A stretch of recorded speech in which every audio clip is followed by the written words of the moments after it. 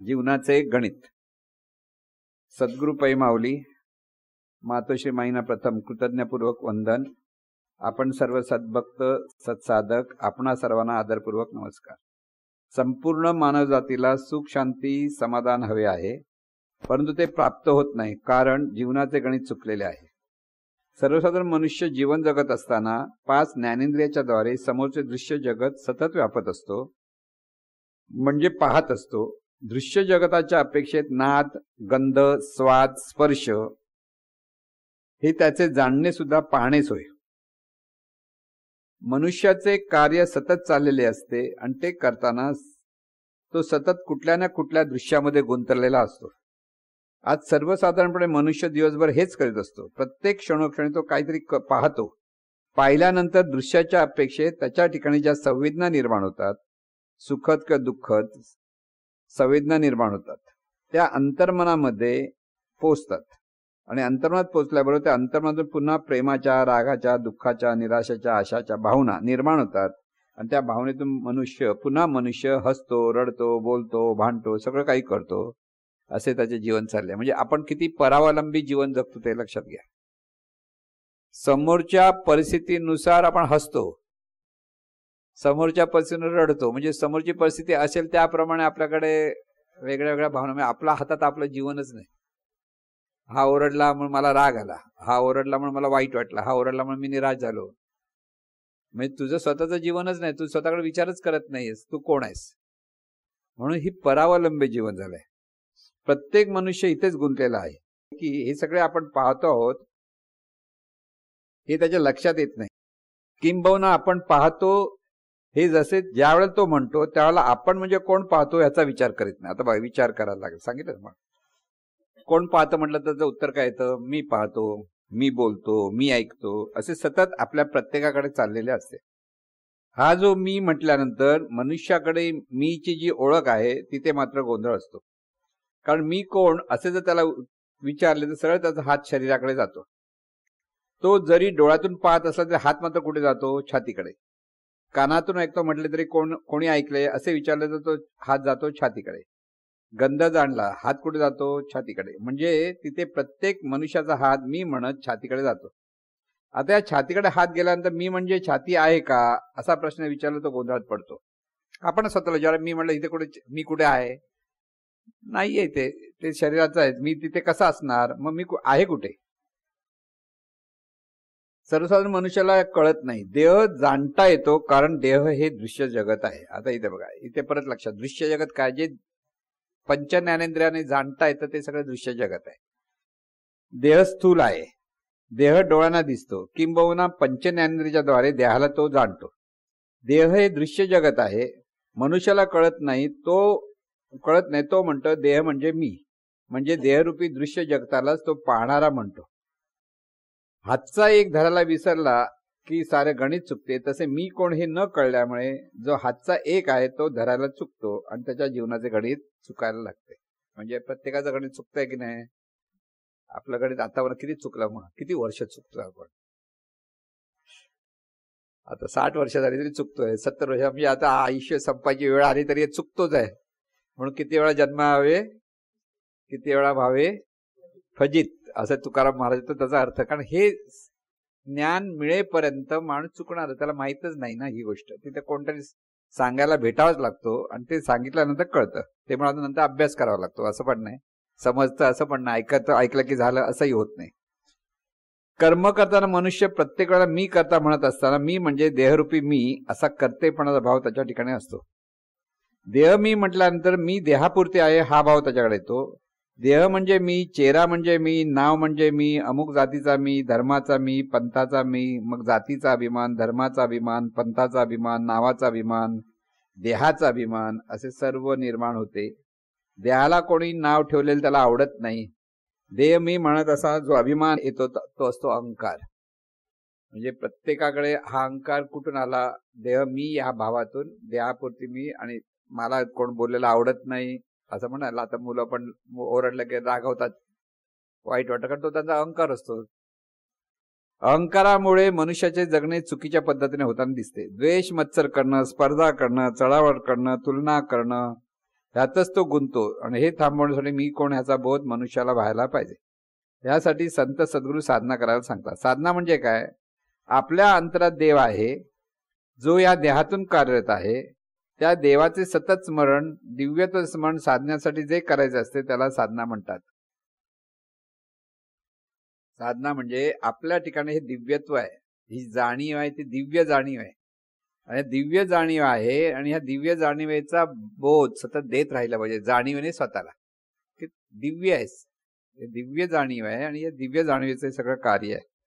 जो मनुष्य सद्गुरूपणे साधना करण्याचा प्रयत्न करतो तो साधक होय. या साधनेतून मी करता हा भाव दूर होतो आणि सद्गुरू करता किंवा ईश्वर करता हा भाव जागृत होतो.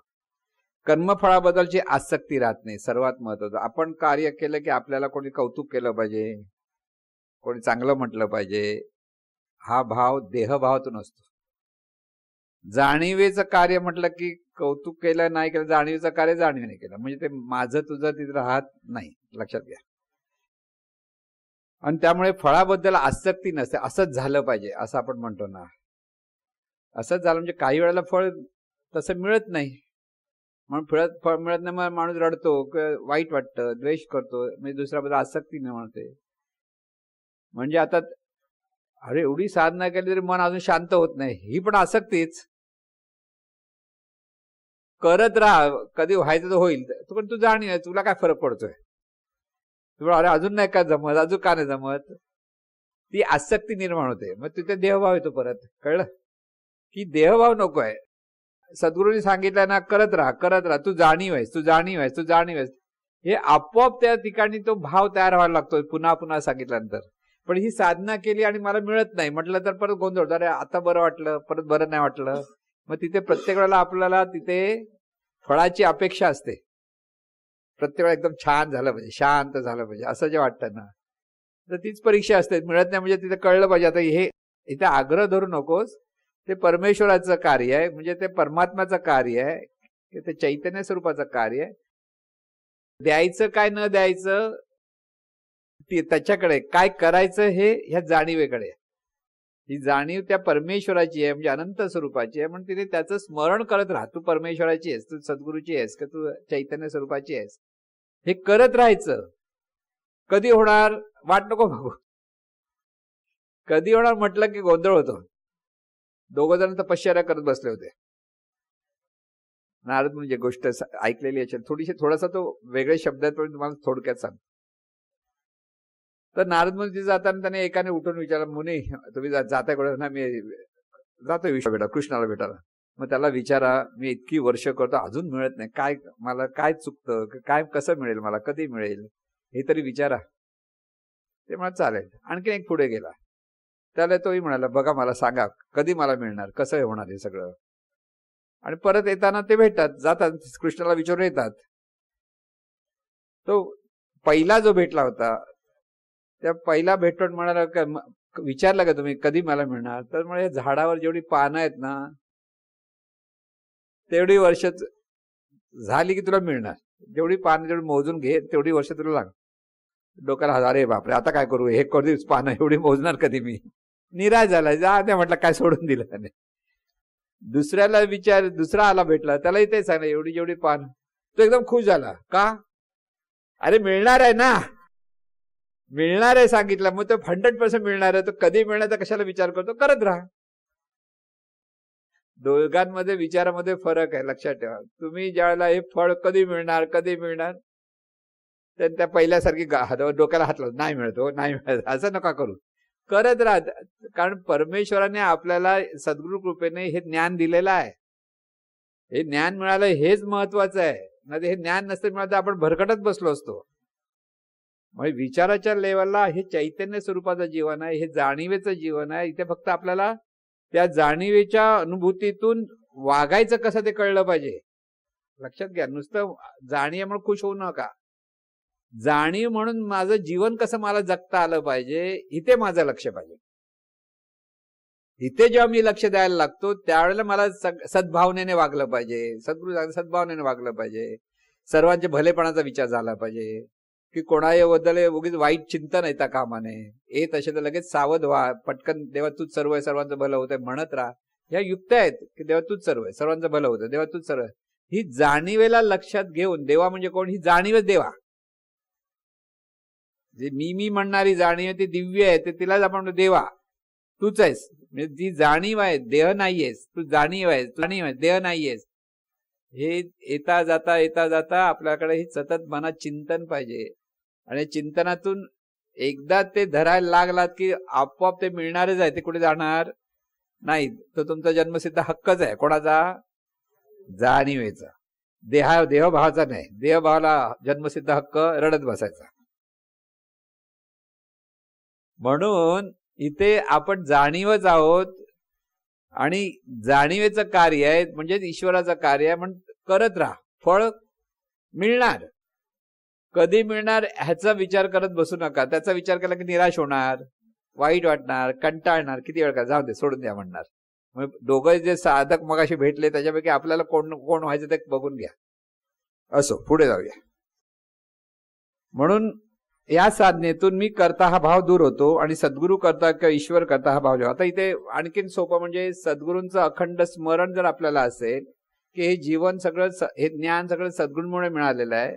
म्हणून सद्गुरूंचं रूपाचं दर्शन लक्षात घ्या. सद्गुरूंच्या रूपाचं दर्शन म्हणजे त्या अनंत स्वरूपाचं दर्शन. ह्या भावामध्ये ते सगळं ज्ञानातून जीवन जगण्याचा प्रयत्न करायचा. हे करू नको सांगितलं सगळं तर करायची गरज नाही. नाही पण मला करायचंच आहे मग कर. काही लोकांना हे करू नको ग, जाऊ हे असंच आहे असं जर सांगितलं तर ऐकलं तर बरं, पण नाही ऐकत मग परत कर्माचं फळ मिळतं. कारण देहभाव देहबुद्धी असे तर ऐकत नाहीत कधी कधी, असंही होतं. म्हणून इथे इतकं शरणागत व्हायला पाहिजे शरीर सद्गुरू पुढे की सद्गुरू नको म्हटलं नको, बस म्हटलं बस, उठ म्हटलं उठ. म्हणजे बुद्धीचा प्रांत नाही, तो प्रज्ञाशक्तीचा प्रांत आहे. ही अनुभूती ही प्रज्ञाशक्ती आणि त्यासाठी अंतर्मनातच विकसित होते. प्रज्ञाशक्ती बहिर्मनाचं कार्य नाहीये. अंतर्मनातून ह्या स्मरणातून जेव्हा आपण घासतो चांदीचे भांडे चमकतात का नाही, तसं आता घासतोय आपण. काळ जात नाही. पण एक दिवस ते चमकणार आहे. आता कधी चमकणार ते गणित आपल्याला माहित नाही. पण आपल्याला माहितीये हे घासत बसलं की ते चमकणार आहे. म्हणून करत बसायचं. करता करता कधी जाणीव झालात हेच कळणार नाही. परत सांगतो, म्हणजे कळलं बिळलं काय नाही, आपोआपच होतं. अरे हे जाणीवेचंच कार्य आहे. असं सहज सुरू होतं, सहज जीवन चालू होतं, सगळ्या गोष्टी सहज. म्हणून करता करता होतं. केल्याने होत आहे रे, आधी केल्याची पाहिजे. तिथे दुसरा काही विचार नाही करायचा. फळाची अपेक्षा धरायची नाही. फळ मिळणारच. कारण फळ देणारा बसलेलाच आहे, ते मिळणारच. त्याच्यात काय हेच नाही. इतके जन्म गेले त्यावेळी कुठे रडलास, आज कशाला रडतोस. होणार म्हणजे इतकी वर्ष झाली, म्हणजे 1 वर्ष झालं अजून मिळत नाही. अरे 1 वर्ष 12 वर्ष लोकांना मिळत नाही. पण प्रत्येकाला ते मिळायला हवं, पण ती अपेक्षा जी आसक्ती आहे तीच आपल्याला लांब फेकते. म्हणून कधी मिळणार कसं मिळणार नाही, करत राहायचं. सद्गुरूंनी सांगितलंय या जाणीवेचा हा कर्तव्य धर्म आहे. ही जाणीव आहे. आपण शरीर नाही हे पुन्हा पुन्हा स्वतःला सांगत राहायचं. तू शरीर नाहीयेस, तू जाणीव आहेस. मग जाणीवेने उगीच वेडवाकडं बोलायचं नाही, वेडवाकडं चिंतन करायचं नाही, रागवायचं नाही, चिडायचं नाही. सगळं जाणीवेचं कार्य आहे. देहभावात ह्या सगळ्या गोष्टी होतात. शुद्ध जाणीव झाली की हे सगळं काही निघतं. कोणाही बद्दल असूया वाटत नाही, द्वेष वाटत नाही, कोणाला कॉम्पिटिशन करायची वाटत नाही, स्पर्धा करायची वाटत नाही, काही नाही वाटत. तिथे आपण समाधानात असतो. हे सगळं होतं तिथे आपलं समाधानच बिघडतं. म्हणून कधी जाणीव करता करता कधी परिवर्तन होईल हे कळणार पण नाही. पण एक दिवस आपल्याला लक्षात येईल की कोणतरी सांगेल अरे तुझ्या तर खूप बदल झाला. समोरच्या माणसाला कळतं, तुला कळणारच नाही. तू आपल्या नेहमीप्रमाणे, म्हणजे कॅटरॅक्ट ज्याला होतं ना पहिल्यांदा कमी कमी दिसतं, पण ज्याला होतं त्याला कळतच नाही त्याला कमी दिसतं. माझा अनुभव सांगतो, मी सांगतो.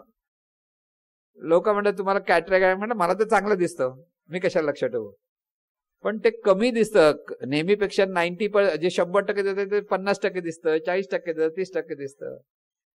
पण कॅटरॅक्ट जर गेलं त्याच्यानंतर स्पष्ट, अरे हो आपल्याला तसं दिसत नव्हतं असं कळतं. म्हणजे माणसाला सुद्धा आपल्या ठिकाणी देवभाव किती आहे तो कळत नाही. देवभाव आपला अरे चांगला आहे, आनंदात राहतोय, सुखान राहतोय, मौज मजा करतोय, चांगला आहे, कशाला पाहिजे. ते कॅटरॅक्ट आहे. 100% तुम्हाला जर आनंदाने जीवन जगायचं असेल तर कॅटरॅक्टचं ऑपरेशन झालं, म्हणजे देहभावाचं ऑपरेशन झालं पाहिजे. देहभाव बाजूला गेला तरच सुख, शांती, समाधान. मग त्यासाठी प्रॉपर्टी मिळालं सुख, शांती, समाधान नाही. त्याच्या प्रॉपर्टीची गरज नाही, घराची गरज नाही, किंवा कसल्या गाडीची गरज नाही. जिथे आहेस तिथे तू आनंदाने राहू शकतोस. आणि सगळं काही त्या जाणीवेच्या, म्हणजे त्या जाणीवेच्याच पुण्याईने जीवन जगताना सगळ्या गोष्टी सहज होतात. पण त्यासाठी त्या लेवलला पोचलं पाहिजे. लक्षात द्या, त्या लेवलला पोचायचं. पण मिळतात हे फक्त आता चॉकलेट देतोय तुम्हाला, नाही तर कळणार का? मी म्हटलं ना, कुत्र्याला शिकवताना पण त्याला काहीतरी खायला दिलं तर शिकतं, नाही तर काय शिकत नाही ते. तसं आपल्याला आपण शिकवायला लागतं. अरे बाबा चल, हे मिळणार आहे तुला, चल अजून कर प्रयत्न, अजून कर प्रयत्न, मिळेल तेव्हा मिळेल, पण करत राहा. असो, कर्मफळाबद्दल आसक्ती राहत नाही. कर्मफळामुळे निर्माण होणारे सुखदुःख साधकाला होत नाही. म्हणजे बघा, आता आपण ते सुखी दुःखी होतो म्हणजे काय होतं, आपल्याला देहभाव म्हणून सुखी दुःखी होतो. तो ईश्वराच्या भावनेतून प्रत्येक परिस्थितीचा सहज स्वीकार करतो आणि समाधानाने जीवन जगतो. जे आहे त्याचा स्वीकार. हे कशाला, असं नको तसं नको, ह्या गोष्टी नाही. जिथे आहेस तिथे आनंदाने राहा ना, काही फरक पडत नाहीये. पण आपण आपल्या भावनेतूनच काही इच्छा धरतो, आकांक्षा धरतो आणि त्याच्यातून दुःखी मात्र होतो. ते मिळेल त्याची गॅरंटी पण नसते. पण मिळते का आपण प्रयत्न करू नये असंही नसतं. पण पहिले ही जाणीव आहे हे कळलं, नंतर तुम्ही प्रयत्न करा, सगळं काही होईल. पण पहिलं जाणीवच आहे, हा अभ्यास सतत चालला पाहिजे. साधना करताना साधक ज्यावेळेला डोळे बंद करतो आणि जाणणारे तत्व जाणत आहे हा भाव जाणण्याचा प्रयत्न करतो, तेव्हा बऱ्याच वेळेला तसे जाणणे होत नाही. ही अडचण आहे ना सगळ्यांची, ती सांग. दृश्यामध्ये गुंतण्याचा मनाच्या वृत्तीमुळे मन काही दिसले नाही तरी विचारात गुंतते व वाहत जाते.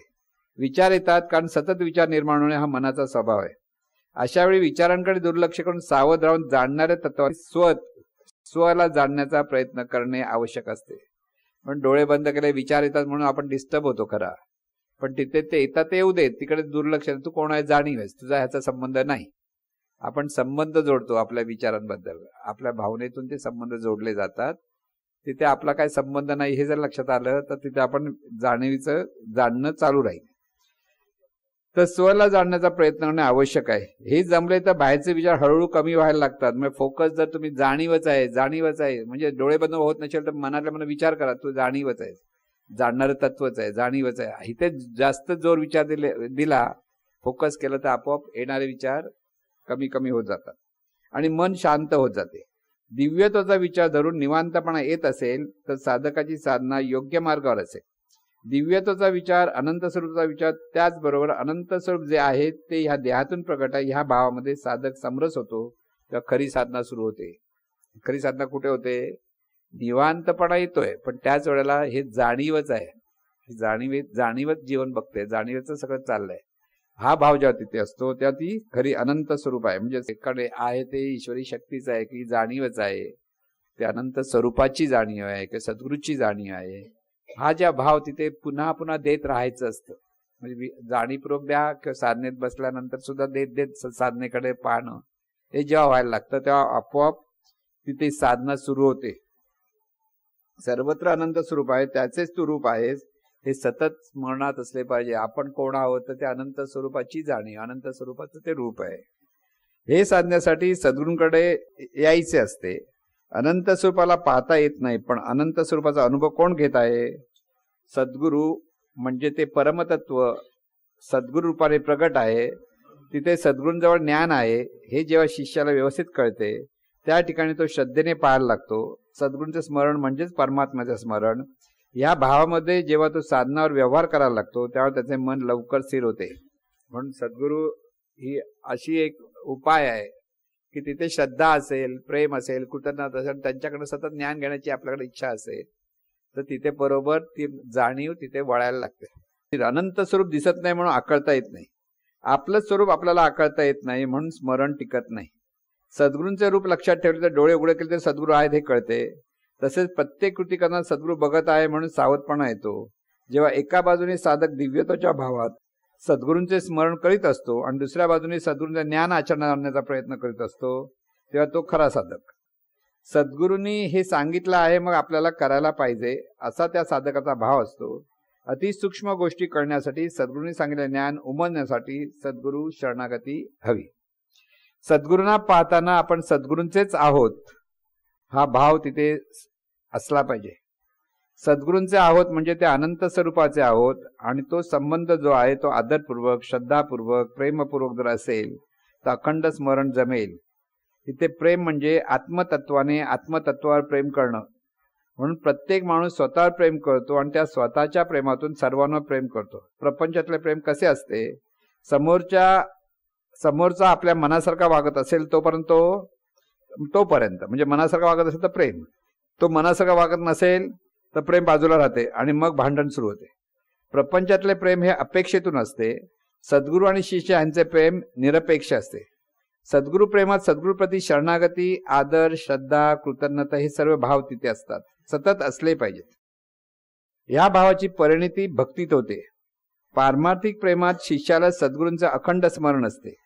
प्रेमभक्तीतून सतत आपल्याबरोबर सद्गुरू आहेत, आपल्या हृदयात सद्गुरू आहेत. या भावात सद्गुरूंच्या ज्ञानातून कृती व्हायला लागते आणि प्रत्येक कृतीमध्ये मी सद्गुरूंमुळे आहे, जे करतो ते आपण सद्गुरूंसाठी करतो. आणि ह्या भावात जर साधक कार्य करायला लागतो तेव्हा त्याला अखंड सद्गुरू स्मरण म्हणजे अनंत स्वरूपाचे स्मरण व्हायला लागते. सद्गुरू म्हणजे अनंत स्वरूप आणि आपण म्हणजे त्यांचे रूप हा बोध पक्का होतो आणि कधी सद्गुरू आणि आपण वेगळे नाहीत असा भाव येतो. तर कधी आपण सद्गुरूंचे आहोत अशी भक्ती चालू होते. ही भक्ती जेव्हा सतत व्हायला लागते तेव्हा साधकाचे अनुसंधान सुरू होते. म्हणजे अनुसंधानासाठी सद्गुरू भक्ती इतकी महत्वाची आहे, पण तिथे ते ज्ञानातून ती भक्ती असली पाहिजे आणि तिथे निरपेक्षपणे ती भक्ती आपल्याकडनं व्हायला पाहिजे. जो सद्गुरूंना सर्व भावाने शरणागत होतो त्याच्यासाठी हे सगळे सोपे असते. जो शरणागत होत नाही त्याच्यासाठी सर्व कठीण असते. हे सर्व जेव्हा समजेल उमजेल त्यावेळेला आपल्या जीवनाचे गणित बरोबर सुटायला लागेल. जीवनाचे गणित सुटायचे असेल तर हे सर्वांना कळले पाहिजे आणि सर्वांना कळो अशी सद्गुरूचरणी प्रार्थना. उद्धारा जगतधारा देई सर्वासावर स्वरूपानुसंधानी चित्तरमो निरंतर. सद्गुरुनाथ महाराज की जय. पाहतो कोण हे कळले नाही तर पाहणे चुकते. पाहणारा न समजल्यामुळे जीवनाचे गणित चुकते. अहंकाराचे विस्मरण होण्यासाठी साधना हवी आणि देवभावाचे स्मरण सतत राहण्यासाठी सद्गुरू स्मरण हवे. म्हणजे सगळ्या बाजूने आपल्याला हे स्मरण कसं धरायचं हे लक्षात आलं की तिथे सद्गुरू भक्ती हवी आणि सद्गुरूंप्रती कृतज्ञता हवी, प्रेम हवं. आणि हे सगळं जितकं साधकाच्या ठिकाणी निर्माण व्हायला लागेल तिथे सद्गुरू हेच आपलं जीवन हा जेव्हा भाव तयार व्हायला लागतो त्यावेळेला साधकाची परिपूर्णता तिथे निर्माण होते आणि तिथे अनुसंधान सुरू होते. म्हणून अनुसंधान सुरू होईपर्यंत करत राहायचं.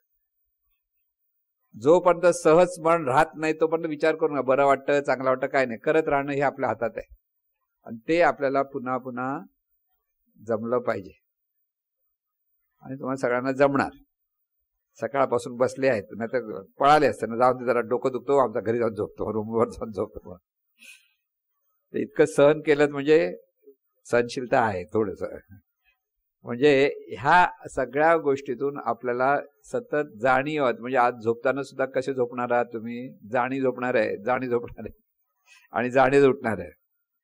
दुसरा कसला विचार नाही आहे. ते सगळं चैतन्य स्वरूप आहे. कुठे पाहिलं तर जाणीव आहे. म्हणजे झाड पाहिलं तर पहिलं काय चैतन्य, ते व्यवस्था रूपाने असलेलं चैतन्य म्हणजे झाड, त्याच्या आतमध्ये जाणणारं तत्व आहे ती जाणीव. भलं होते म्हणायचं, झाडाला पण भलं होते म्हणा, तिथून प्रतिक्रिया मिळेल. प्रत्येकाकडे भलं होते म्हणा, जाणीवेचा हा स्वभाव आहे. ते प्रतिसाद हा मिळतोच, प्रतिसाद खूप मिळतो. म्हणजे अगदी झाडाला पडून पण मिळतो. म्हणजे घडलेली गोष्ट सांगतो तुम्हाला लक्षात. माझं दादरला वर्कशॉप होतं एक छोटस आणि तिथे खूप मोठं जुनं झाड होतं आणि मैदान होतं आणि तिथे त्यांनी जे बांधून ज्याच्याकडे भाड्याने घेतलेलं होतं ती जागा, तर असे टपरी टाईप असे उंच असे सगळे व्यवस्थित बांधलेले, पण झाड असं वाकलेलं होतं की पावसात कधी कोसळलं त्या वर्कशॉपवरच येईल. बरेच लोक म्हणतात कापा, म्हटलं आपल्याला काय ते कापण्याची काही इच्छा झाली नाही, त्याचं भलं उदे म्हणायचं, त्याचा नमस्कार करायचा त्याला. एकदा खूप पाऊस पडला, पाणी दादरला जर होतं, दादरला दादासाहेब फाळके रोडला आहे आणि एवढ्या पावसामध्ये ते फोन आला रे झाड कोसळलं. मी म्हटलं बापरे आता काय झालं, पण ते झाड असं कोसळलं की वर्कशॉपचा एक पत्रा पण इकडून तिकडे झाला नव्हता, ते त्या दुसऱ्या बाजूला कोसळलं. ही कृतज्ञतेने किंवा प्रेमभावाने जेव्हा तुम्ही झाडाकडे पण पाहता, तेव्हा तिथून पण ती जाणीव तसाच आपल्याला ब्लेसिंग देत असते. लक्षात ठेवा, हे सतत हे शास्त्र आहे. आताही मी जिथे ते मोठं झाड आहे तिथेही कोणतं म्हणे इंजेक्शन द्यावा, म्हटलं नाही नाही राहू दे, ते आहे चांगलं आहे. तिथे कृतज्ञता व्यक्त केली की ते काय अगदी झाड मी अख्खी मोठं फांदीच आपल्या छपरावर आहे तशी बघायला गेलं तर. पण आपल्याला त्याची भीतीच नको वाटायला, कारण तुम्ही जितक्या सद्भावनेतून त्याला पाहता, सद्भावनेतून तिकडे दृष्टी असते, त्याच्यात तुमच्याकडे काही होणार नाही हे पहिलं लक्षात. म्हणजे हे आपल्याला प्रॅक्टिकल वापरता आलं पाहिजे. प्रत्येक माणसाच्या ठिकाणी जाणीव आहे, तो कसा वागतो काय वागतो पेक्षा ती जाणीव आहे ना, त्याचं भलं होते म्हणा भलं होते म्हणा, ते आतून त्याच्याकडनं चांगलं वागणं होईल. वेडावाकडा वागणारा असेल पण तो हळूहळू तो चांगला वागायला लागतो, त्यालाच कळत नाही आपण चांगले का वागतो. समज ना, काही काही माणसं अशी असतात की दादागिरी करतात, सगळं करतात ना, पण त्यांच्याकडे एखाद्याचं चांगले समज असेल तो चांगला वागतो. म्हणजे प्रत्येक व्यक्तीच्या ठिकाणी जसे विचार आहेत, जशा भावना आहेत, त्याप्रमाणे तो प्रतिसाद आपल्याला समोरून मिळत असतो. आणि म्हणून आपल्याला हे जीवन आपलं जे सगळं आहे ते कोणाचं आहे? जाणीवेचं. जेव्हा मी जाणीव कोणाची? चैतन्य स्वरूपाची किंवा सद्गुरु स्वरूपाची. हा बोध फक्त धरायचा. आता एवढं सगळं ऐकलं तर एवढंच करायचं, देवा तूच सर्व आहेस, सर्वांचं बरं, देवा तूच सर्व. म्हणजे हे सगळं, म्हणजे याचं सगळं सार काय? अख्खा ग्रंथ. म्हणजे आता साधनेला सुरुवात होईल उद्यापासून. आज पुष्कळ झालं, वेळ आहे, घ्यायला हरकत नाही, पण बघू नंतर. की हे सगळं जे ज्ञान आहे, हे ज्ञान आपल्याला 2-3 वाक्यातच समजतं. खूप काही करायची गरज नाही. आपण जाणीव आहोत, देह मी हा जो भाव आहे आपल्याकडे, तो अहंभाव आहे आणि तो योग्य नाहीये. आपल्याला जाणीवच आहे की ईश्वरच आहे, ह्या भावातून जीवन जगायचंय. त्यामुळे कोणाशी भांडण तंटे नको, की कोणाचं वादविवाद नको, की कोण तू श्रेष्ठ मी कनिष्ठ, हा भागात जायचं नाहीये. आपल्या वाट्याला जे आलंय ते आनंदाने प्रेमाने कार्य करत राहणं हा आपला कर्तव्य धर्म. आणि त्या पद्धतीने आपोआप आपल्याला संधी मिळतील, आपोआप चांगल्या गोष्टी मिळतील. पण ते पण सगळं सद्गुरु कृपा, परमेश्वरची कृपा ह्या भावात स्वीकारायची असते. तिथे परत मी असं केलं म्हणून मला मिळालं नाही, ती सगळी परमेश्वरी कृपा आहे आणि त्या परमेश्वर कृपेने हे सगळं चाललेलं आहे. म्हणजे ह्या भावात राहिलं की आपला जीवनाचा प्रवास अगदी समाधानाने जगता येईल. म्हणून हे सगळं जीवन आपलं अशा पद्धतीने आपल्याला जगायचंय. ही पद्धतच बदलायची सगळी. आतापर्यंत कसे जगले जाऊ द्या, आता आपल्याला प्रत्येक गोष्ट ही जाणीवेचं कार्य आहे. जाणीवच पाहते, जाणीवच बोलते, सगळं कार्य आहे परमेश्वराचं कार्य आहे. म्हणून आपलं जीवन हे ईश्वरी कार्य असतं खरं सांगायचं तर. पण आपण सांगतो माझं जीवन आहे, आणि तिथे आपण गोंधळ घालतो. म्हणून आपल्या वाट्याला आलेली परिस्थिती हे परमेश्वराचं जीवन आहे. परमेश्वरामुळे, म्हणजे नियम आहे, त्या नियमामुळे काय मिळालेलं आहे, पण ते स्वीकारायचं असतं. तिथे रडायचं काहीच कारण नाही. तिथून आनंदाने पुढे कसं जायचं हाच व्यवस्थित समजलं पाहिजे. चांगली परिस्थिती, वाईट परिस्थिती, प्रत्येक परिस्थितीचा स्वीकार आणि त्याच्यातून चांगला उपाय शोधून पुढे जायचं. कारण तू कोण आहे? जाणीवस, आणि जाणीवेला सगळं शक्य आहे. उद्याची चिंता करत बसायची नाही, पण आज जे कार्य आपण करतो तेच उद्याचं साठी सगळं आपल्याला उपयुक्त ठरणार. आज जे सत्कर्म करतो ते उद्यासाठी, त्याची चांगली परिस्थिती आपल्या वाट्याला येण्यासाठीच ते होतं. म्हणजे प्रत्येक सद्भावनेची, प्रत्येक सत्कृतीचा परिणाम हा मिळणारच. कधी मिळणार, कसा मिळणार, कुठे मिळणार, हे आपण विचार करायचा नाही. ते नेणीवेतून सगळं होतं, ते होत राहणार, नियमाप्रमाणे होत राहणार. म्हणून इथे फक्त आपलं सद्भावनेने आणि सतत जाणीवेचं कार्य आहे, ईश्वराचं कार्य आहे, या भावातच आपल्याला सतत पाहता आलं पाहिजे, सतत प्रत्येक गोष्ट करता आली पाहिजे. म्हणून हे जेव्हा जमेल त्यावेळेला खऱ्या अर्थाने जीवनामधला आनंद साधता येईल. सद्गुरुनाथ महाराज की जय.